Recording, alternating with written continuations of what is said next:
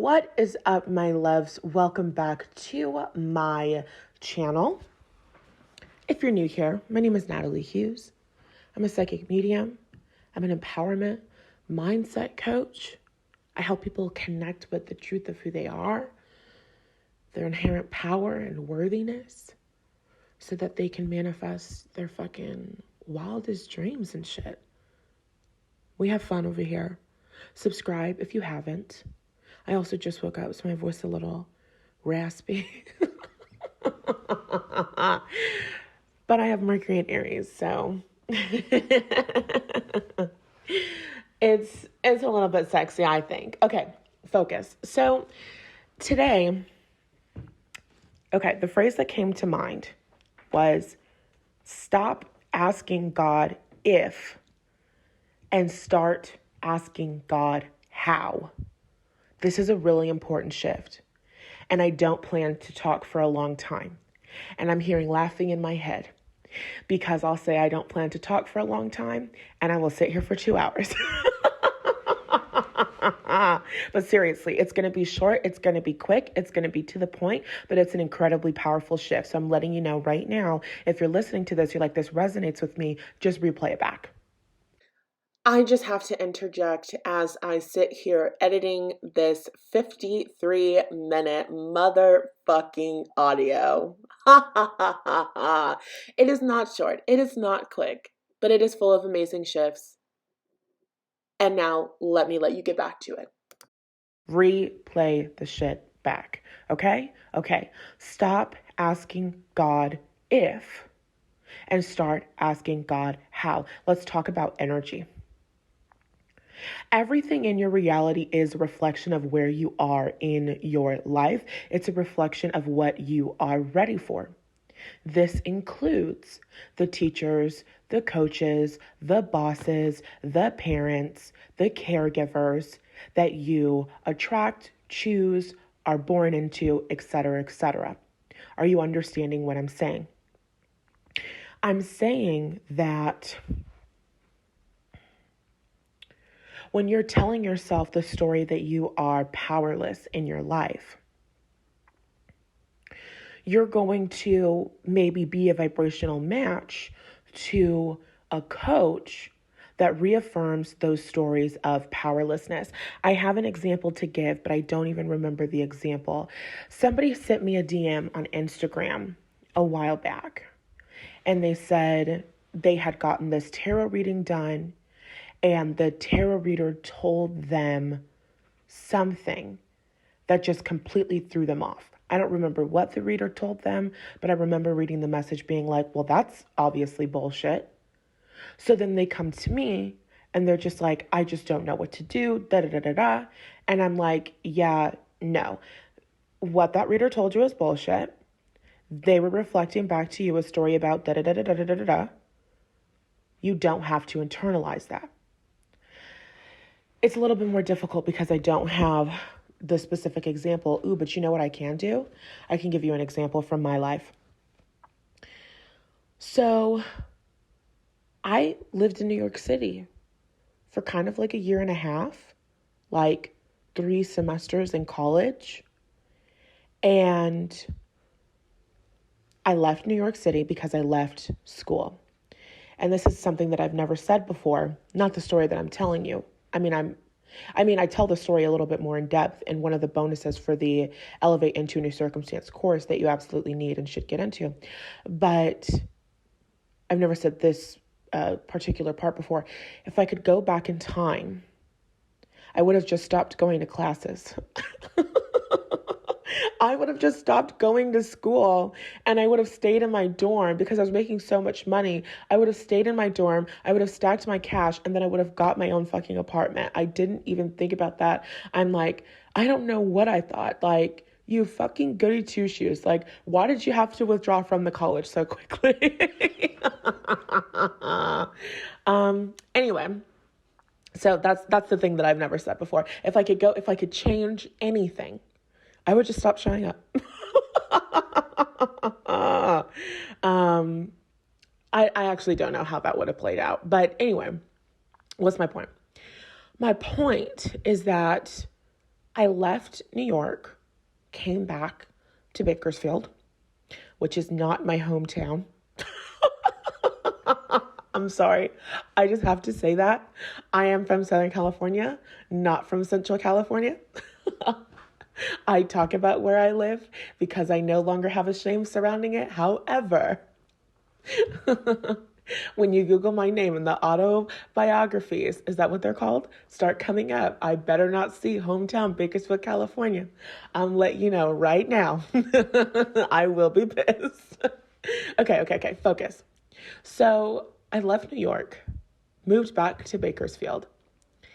And, the plan was always to go back to New York because I loved how I felt there. In terms of astrocartography, my sun line goes directly through New York, and my Chiron is close to New York. I have Chiron in Sagittarius in the second house and Jupiter in the fifth. If you don't understand astrology, what that means is that it was a powerful time for healing my self-worth, and I was a fucking money magnet out there because I was making money as a healer.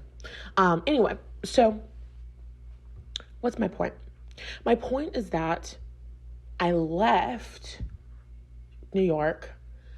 I didn't understand growth like I do now.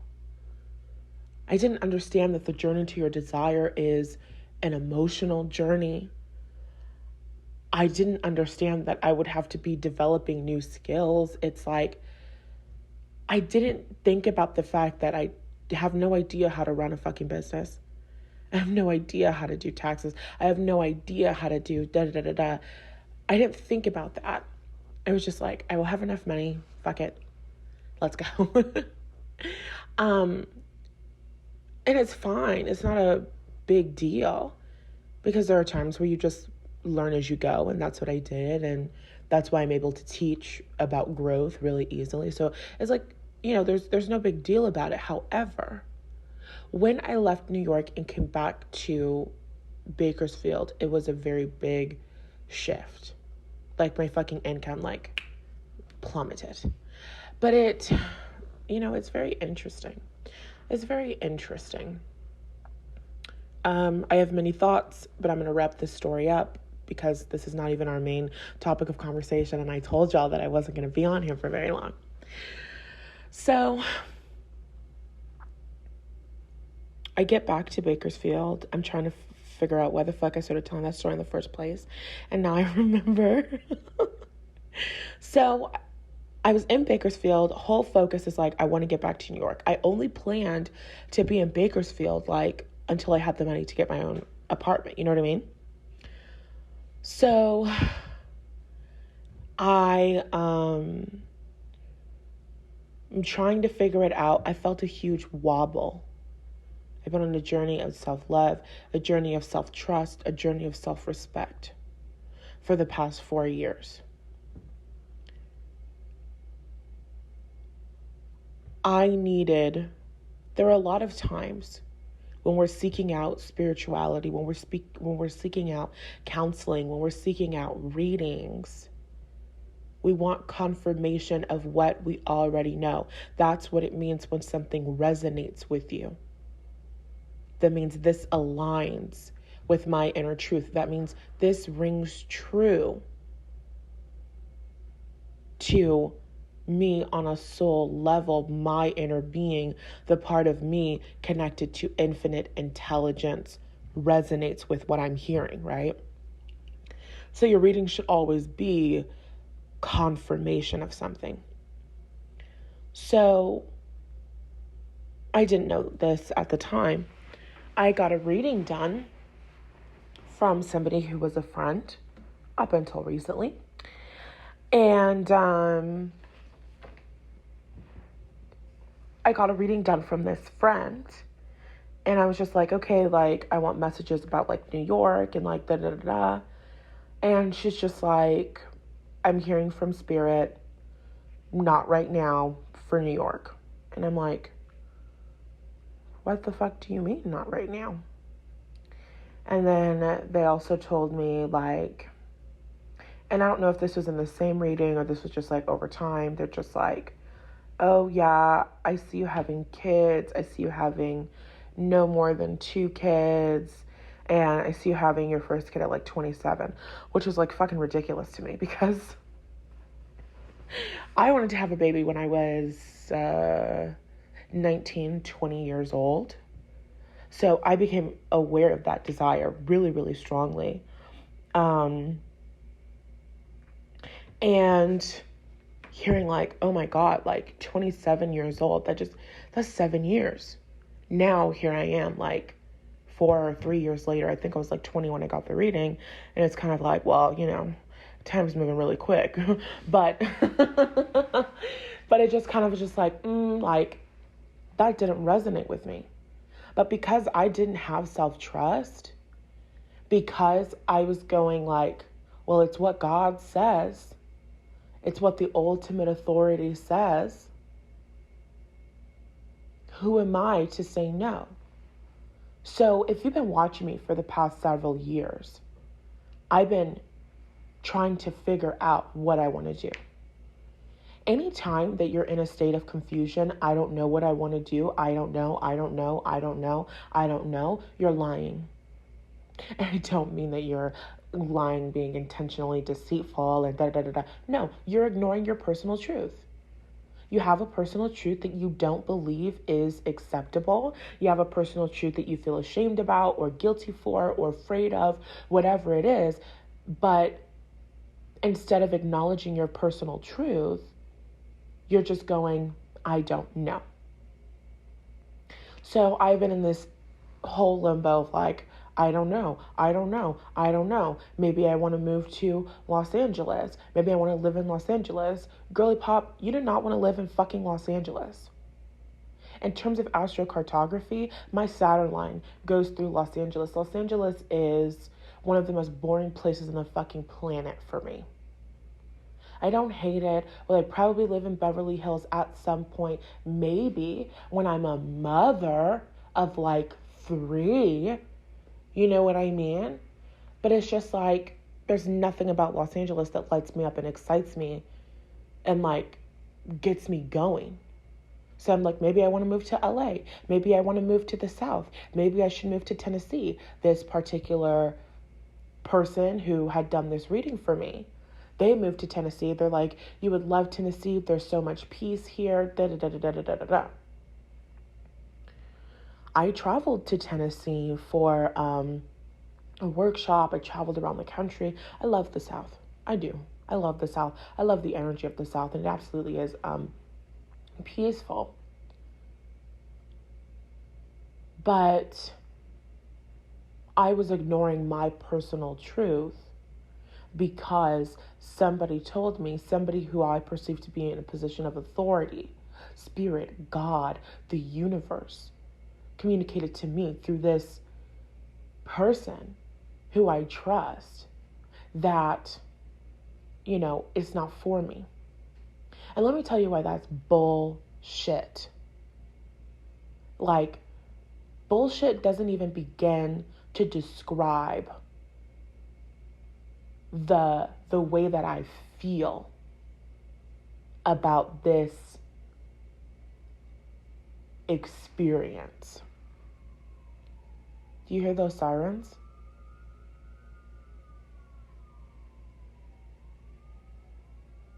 I hope that you can hear those sirens. The sirens, thank you, Lord.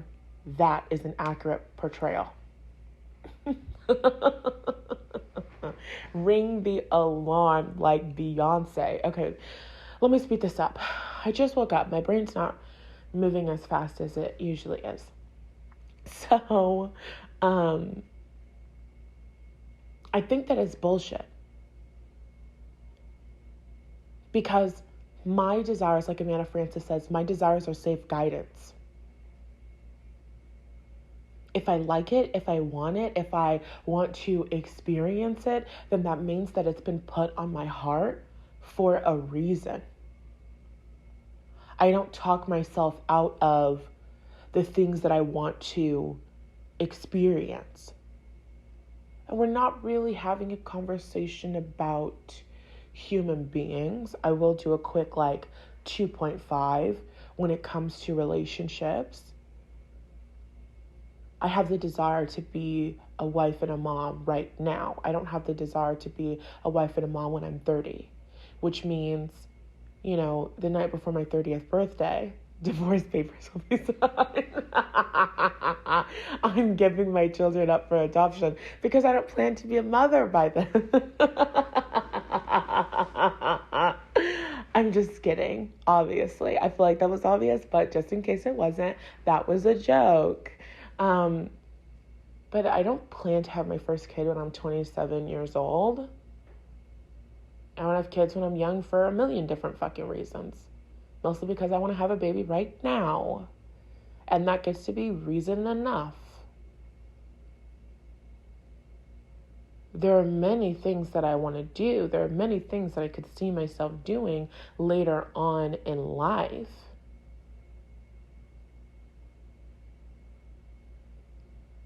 The way that our desires make us feel is guidance. Our emotions are guidance.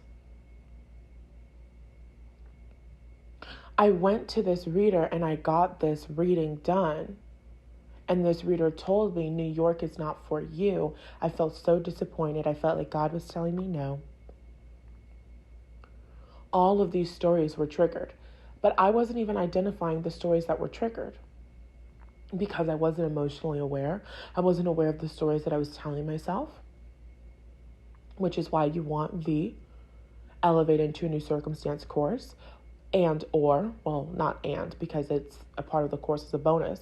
But if you don't get the course, then you want my Nath Hughes affirmation oracle because it helps you identify your limiting beliefs like nobody's motherfucking business. And their journal prompts are so good. And I have to talk about it.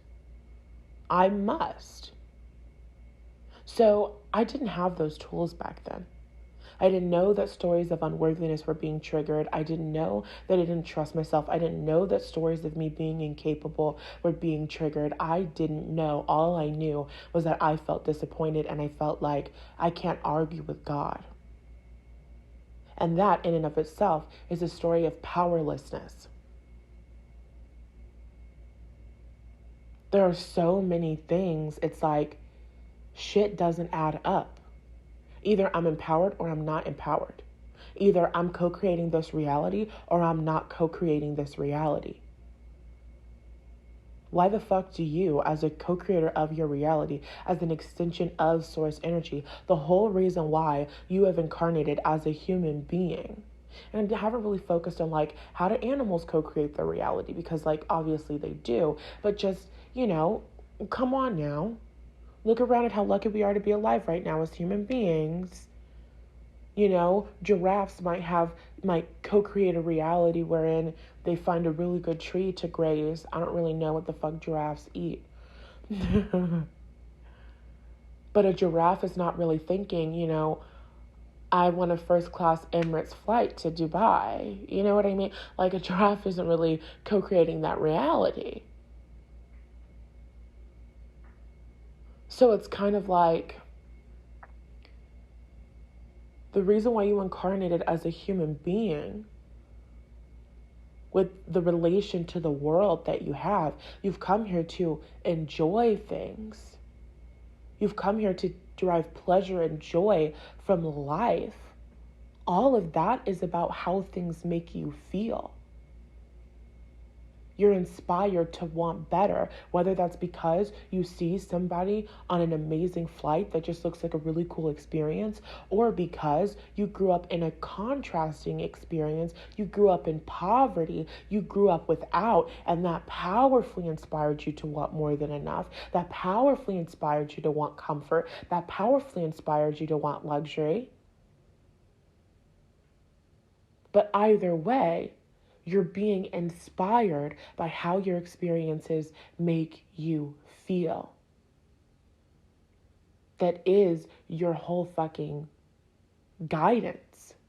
Who you are as a person, your characteristics, the way that you see the world, the things that you like, the things that you're into. None of that shit is by fucking accident.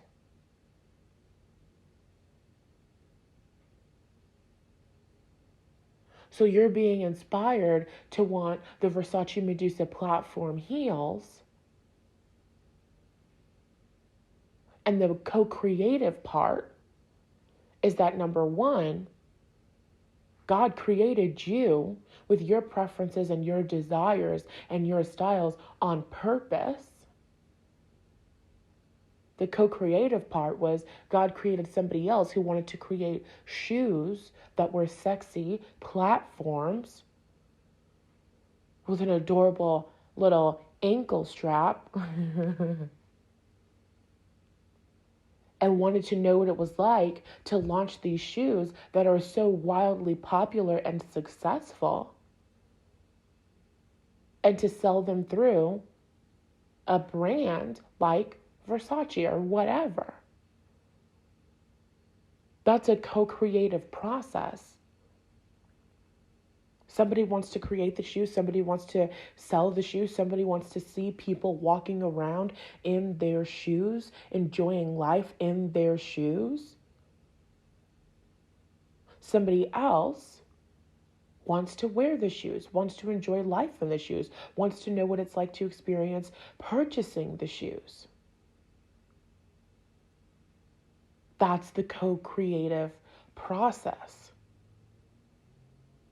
Why, if you are meant to receive your desires, if you're meant to experience what you want, and I didn't really talk about the relationships, but I'll come back around to it. Why, if you're meant to experience your desire, if you're meant to have what you want in life, why the fuck would God tell you no? Why the fuck would God tell you no? Let's get into it and let's go deep. Let's go into your childhood experience. Let me help you unpack this deep-rooted unworthiness bullshit. Because I'm fucking over it. You were born into families that didn't meet your fucking needs. You were born with the desire to be held and loved and taken care of and to be fended for and to have an environment of safety and security. And you were born into families that didn't have the capacity to meet your emotional fucking needs.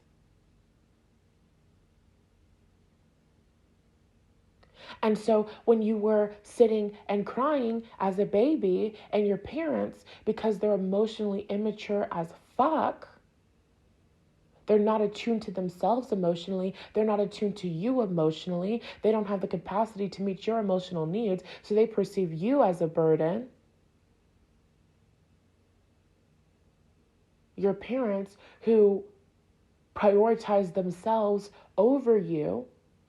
This is where your fucking relationship trauma, your stories of unworthiness, the whole it's me or you thing in relationships, this is where the fuck that comes from. Your parents didn't think, I can meet my baby's needs and my needs. No, because you were born into a family where mom has to work herself to exhaustion to either support the whole family, to support the children. Dad doesn't do shit but go to work, or maybe doesn't go to work, or isn't even there. There is no support between parents. There is no support within a community. This makes for a recipe. Everybody in the family system is out for themselves. So you've got a fucking baby that needs attention every single time that your baby cries. And this is really good. I heard about this study. I don't remember what the study is, but you can look up the fucking study. You can find it. I believe in you. You have an inner being that knows where it is and will guide you there. And if you want to tap into that inner knowing, buy my course. There was a study that they did on the whole, like, cry yourself to sleep method, right? Babies need to learn to self-soothe. That's not how you fucking learn how to self-soothe and regulate your nervous system. We're not even talking about the study, but just like, I have to say this. You learn how to self-regulate. You learn how to self-soothe by having parents, by having caregivers that are co-regulating. You learn how to take care of yourself based on how your parents take care of you. You learn how to take care of yourself based on how your parents take care of you. That's why so many of you are walking around, oh my God, I'm so anxious. Oh my God, I'm having a panic attack. I'm feeling so terrible. I'm feeling so scared. I'm feeling so bad. What am I going to do? I'm going to sit and do nothing and just feel bad. And it's going to get worse and worse and worse. I'm sitting and I'm feeling so bad. I'm sitting and I'm feeling so terrible. I'm not going to do anything about it. I'm not going to look for methods for healing. I'm just going to accept that life is terrible. I just live with an anxiety disorder. Can I be fucking honest for a second?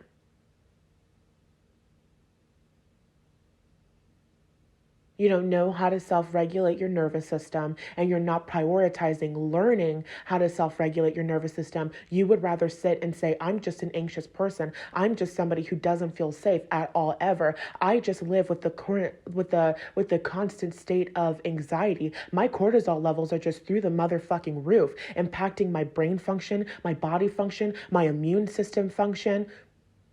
This is just how I'm living. Why do you think that is?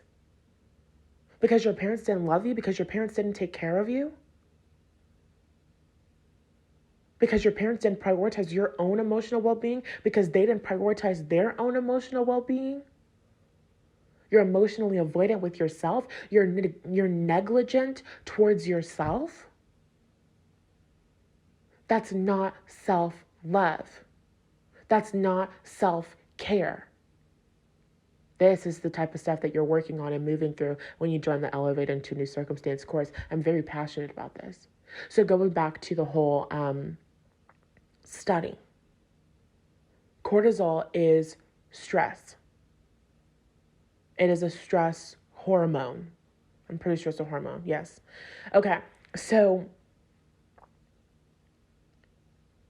they did a study. There's a whole this idea that babies should cry themselves to sleep to learn how to regulate their own nervous systems, right? So they did a study on it.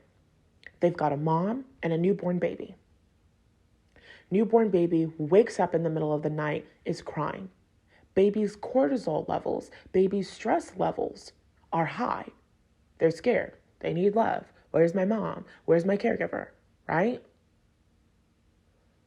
The mom wakes up, stress levels are up because, oh my God, my baby's crying. My baby needs me. Whatever.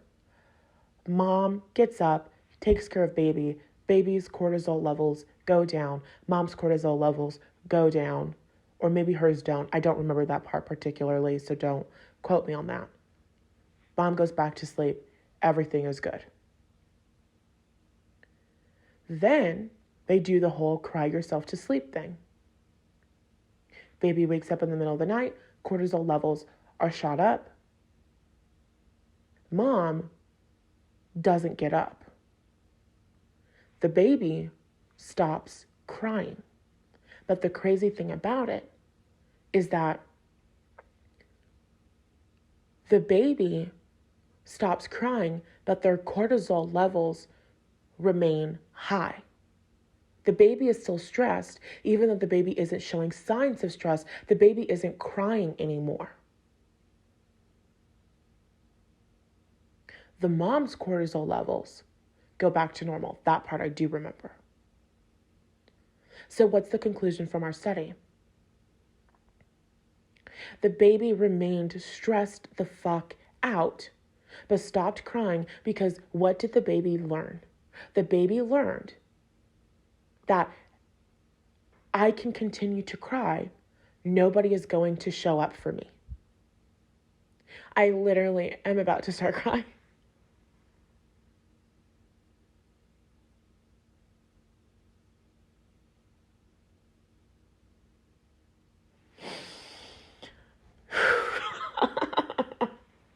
This shit really, what's that mean? This shit means something to me.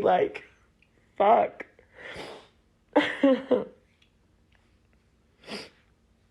So what does that mean? That means you grow up in these environments where nobody is taking care of you. Nobody is meeting your needs.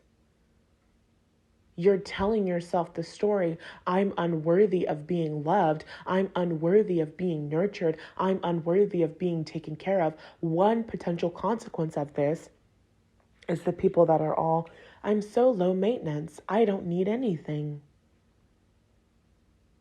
That's not true. You have a fuck ton of needs that you just don't communicate at all. Why? Because you don't believe that anybody wants to meet your needs. You don't feel worthy of having your needs met. Are you guys understanding how fucking deep this is?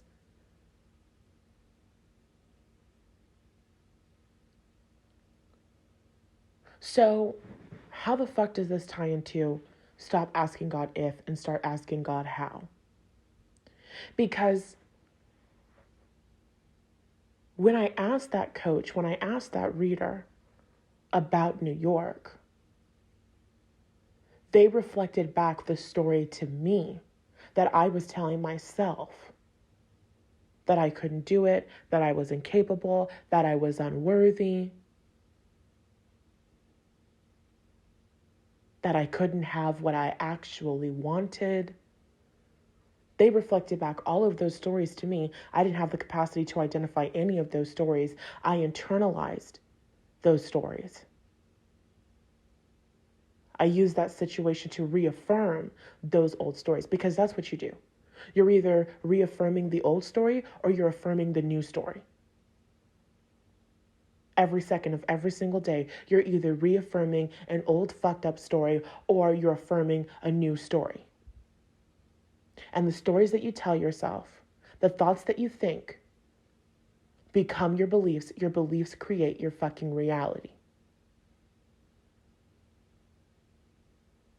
That's why getting the course, getting the teachings, figuring out how the fuck to tell new stories, to identify the stories that you're telling yourself, that's why this shit's important. That's why this shit is urgent. That's why you want to do this shit now. That's why you want to do this work now.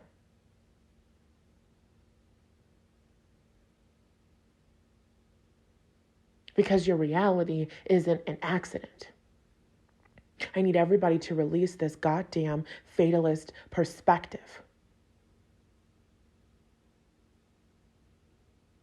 You don't feel worthy of what you actually want. You don't feel good enough for what you actually want. And instead of working with the fact that you don't feel worthy, instead of working with the fact that you don't feel good enough,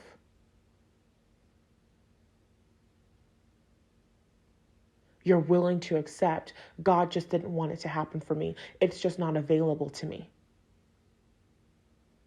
And while you're telling yourself that story, it's that vibration that has you going and asking somebody, will this happen for me? Will I ever be happy? Will I ever find love? Will I get a new job?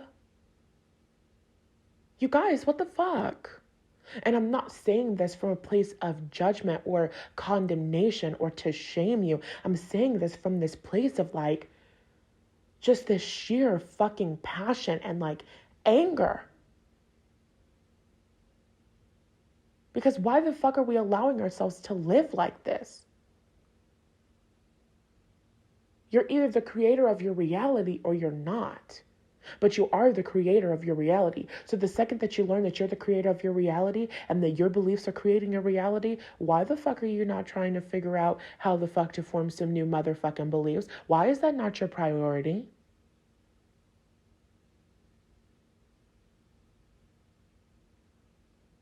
You're allowing your feelings of unworthiness, you're allowing your feelings of fear to hold you back.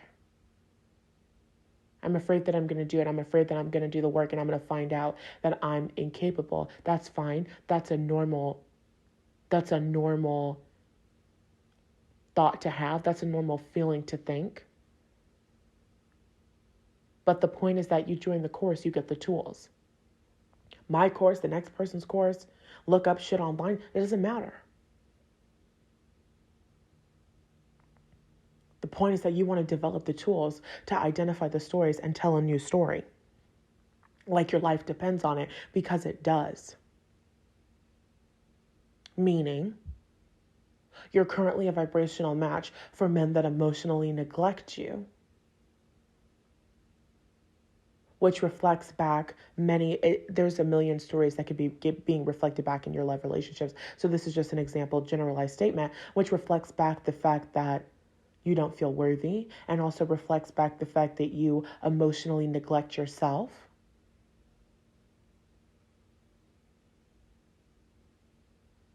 But you're sitting here getting tarot readings asking, am I going to find new love? Am I going to find the one? Baby, that doesn't even make sense. Because every single thing in your reality is always reflecting back to you the stories and the beliefs that are either in alignment with what you're wanting or out of alignment with what you're wanting. I'm saying take the course so you never have to ask a psychic another thing. And I'm saying this as a psychic. I'm saying somebody who does tarot readings. I'm saying take the course so that you never have to ask if, and instead you start asking the smarter question, the more efficient question. It's about a more efficient way to live, an easier, better feeling way to exist. It's about learning how to consciously co-create your reality. What I'm saying is that you're asking the question if because there's doubt. You're asking the question if because you don't feel worthy. You're asking the question if because you don't trust yourself. You're asking the question if because you don't have a relationship with your inner being. You're asking the question if because you don't have a personal relationship with God. You don't have a personal relationship with your guides. You're giving your power away to somebody else and their belief systems, what they believe is possible for them. People can't coach you outside of their belief. Now, I'm not saying that people can't coach you outside of their experience, because I've been coaching girls into new homes and new lives and new relationships and new life experiences while I've been shifting my experience emotionally. All of the work that I do hasn't always been reflected in my physical reality in terms of cash money. However, I've still helped the girls transition into a higher tax bracket. Amen. But the reason why I can coach anybody into a higher tax bracket and I don't have to have the same amount of money or income that they have is because I have beliefs that quantum leaps are available. I have beliefs that nothing is impossible. I have beliefs that I want to see the most outrageous shit. I want to see the most miraculous shit. So when you come to me, you're tapping into that belief. That's the place that I coach from. Somebody who is afraid of their emotions, they're not going to coach you to emotional freedom. You're understanding what I'm saying? Somebody who lives in financial lack, scarcity, and fear,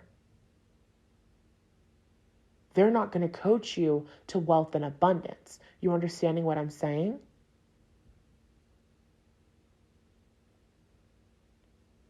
So it's like, number one, what I really need you to take away from this is that your coaches, your healers, your readers, your teachers, your bosses, like whoever the fuck, they're all reflecting back a story to you. They're not reflecting an ultimate truth. There are infinite truths available. You want to understand more about that? Join my course. They're not reflecting back something concrete. They're reflecting back your belief. They're either reaffirming an old story or they're supporting you and affirming a new story. Stop asking the question if and start asking the question how. Those two questions are going to come from two different vibrations. God, I was wondering if I might be able to make enough money to support the lifestyle of my wildest dreams. I was wondering if maybe that was possible for me. That question is coming from uncertainty. That question is coming from unworthiness. That question is coming from a lack of confidence in yourself, a lack of awareness of the truth of who you are, of your power, not knowing that your desires have been put on your heart by God. When I know that my desires are safe guidance, like Amanda Francis says, when I know that my desires have been put on my heart by God, when I know that my desires have been put on my heart by God, when I know that my desires come from God in the first place, when I know that my desires have come from God in the first place, me and Jesus are already a team. Me and Spirit are already a team. Me and the universe are already a team. Me and my spirit guides are already a team. Y'all are not showing up like you're on a fucking team. Y'all don't know how to be on a team. These are all skills that you're learning. You're learning how to develop faith. You're learning how to trust yourself. You're learning how to be honest and be real about what you want, what you desire.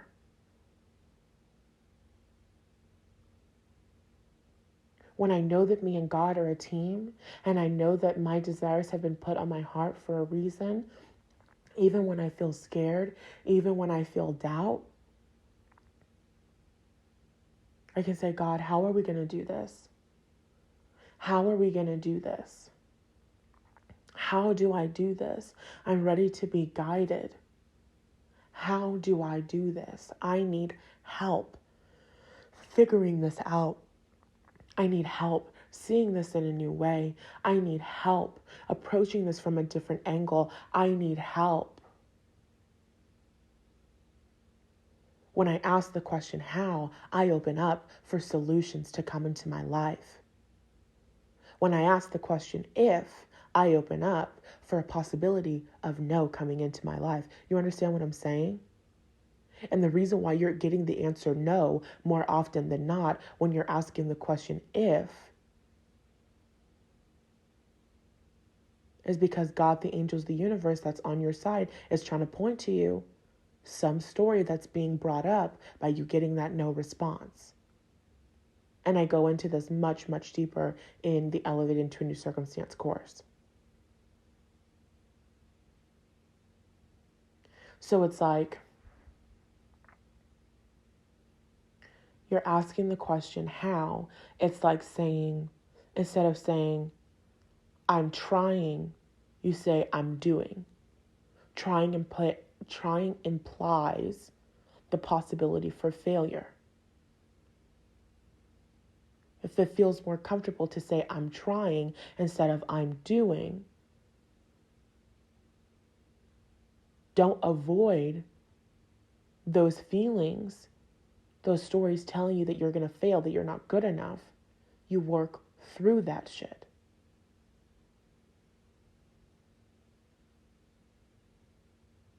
I'm getting better and better at business.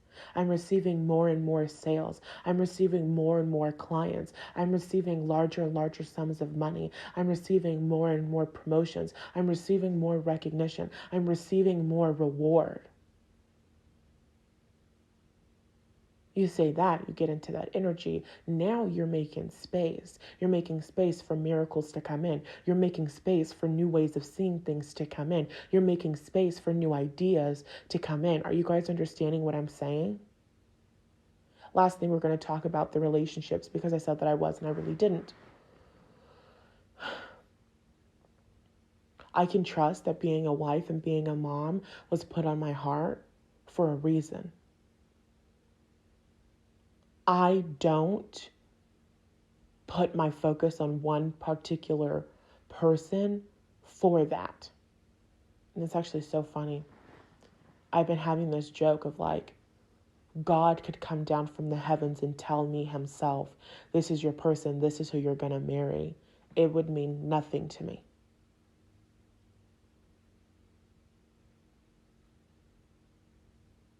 Because the person that I'm going to be with, the person that I'm going to end up with is just going to come into my life and is going to be that person. And I'm going to know beyond a shadow of a doubt.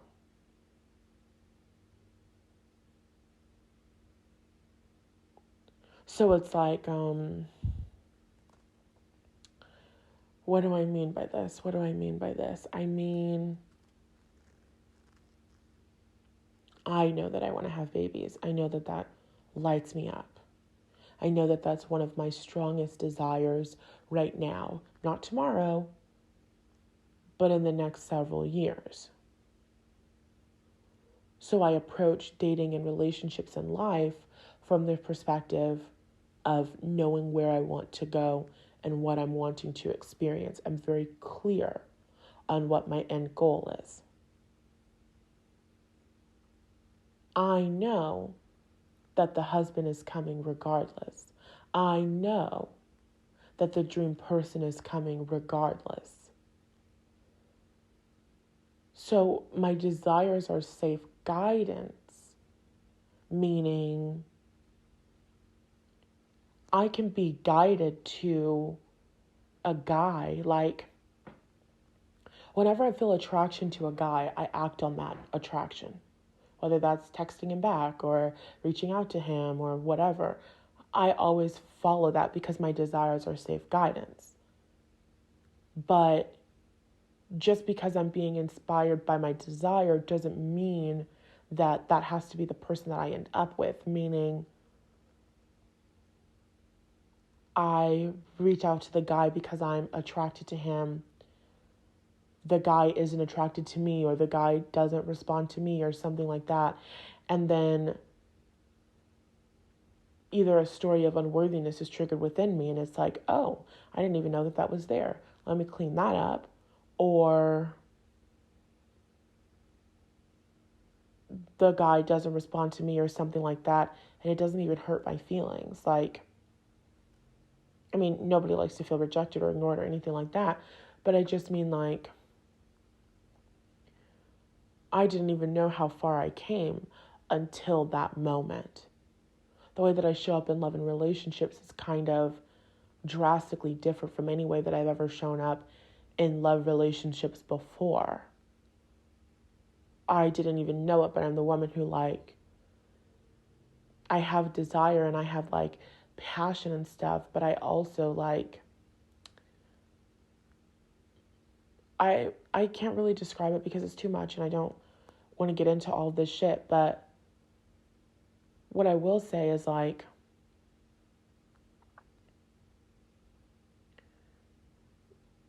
knowing that somebody's attracted to me isn't enough. I now realize that I prioritize the way that men treat me over the attraction that I feel towards them or the potential life that I could see with them. Like, these things don't hold the weight that they used to. My values have changed.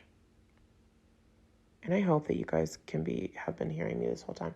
I've been talking for 47 fucking minutes. Oh my God. But it's fine. I'm just about done. I learn more about myself in every single interaction. If I experience feelings of bitterness, like, I process it as no big deal. But I have appreciation and gratitude for every man that comes into my life, regardless of whether or not we end up together, because they're always reflecting something back to me. I'm always learning something, which is helping me get closer and closer to where I want to be, helping me make more and more room and more space. So it's like, from that perspective, I don't really have anything to be mad about. I don't really have much to harp on. Even though if I experience anger or bitterness or resentment, I acknowledge it. I feel my shit. But I'm not telling myself any stories that would perpetuate those negative, bad feelings for an extended amount of time. You know what I'm saying? So that's how I feel about the love and relationships. My desires are always safe guidance. Sometimes my desires are guiding me into an experience that feels like contrast, which is ultimately helping and serving me to gain a greater amount of self-awareness, which is ultimately helping and supporting me in getting where I want to be in life. Are you understanding? It's all for my good. It's not happening to me, it's happening for me. Everything in existence is supporting me, right? Even my enemies are supporting me. People hurting me supports me. Doesn't mean I like it, doesn't mean I love it, doesn't mean I want more of it, doesn't mean that I am praying for it. It means I don't show up in my relationships, I don't show up in life with a fear of bad things happening. And that's what you're learning in this course. Having a more emotionally fulfilling life. It's about being able to kind of roll with it, being able to flow with it, being able to trust in something greater, being able to connect with something greater within yourself through it all. That is more peace. It's not spiritual bypassing. You're not ignoring how you feel. But how you feel isn't stopping you. How you feel and the stories you're telling yourself is no longer an excuse for you to perpetuate suffering in your life. Are you guys understanding what I'm saying? That's all that I've got for you. If you enjoyed this audio, if you learned something from it, I suggest you listen to it again, journal on the things that I talked about, whatever's coming up for you. I would love it if you would comment, tell me what shifted within you, send me DMs, send me emails, talk to me. I'm a pretty cool person. And if you're really fucking with this and what I have to say and wanting to live life the way that I live life, wanting to learn how to work with God, work with your guides, work with your inner being, then I invite you to check out my course. It's really cool. The landing page is pretty detailed. You're getting a lot. It's so cute. I'm so excited. Like, the website looks so cute. When you join, it's all so cute. It's all so cute. It's my perfect thing. Like, you're going to fucking love it. You're going to fucking love it. Like, you're going to heal. And you're going to get all the stuff. You're going to laugh. You're going to cry. But you're also going to have such a fun time because it's so aesthetically pleasing. It's so cute. She's so cute. I love her. Yeah. So go check it out. If it lights you up, I invite you to join us. You'll have an amazing time. I love you so, so, so, so, so much. Share this with somebody who needs to hear it. Share this with somebody that needs the support. Share this with somebody who needs the course. Share this with somebody because you love them. And you want them to have all their happiness too. I love you guys so much, and I'll talk to you in the next one. Bye.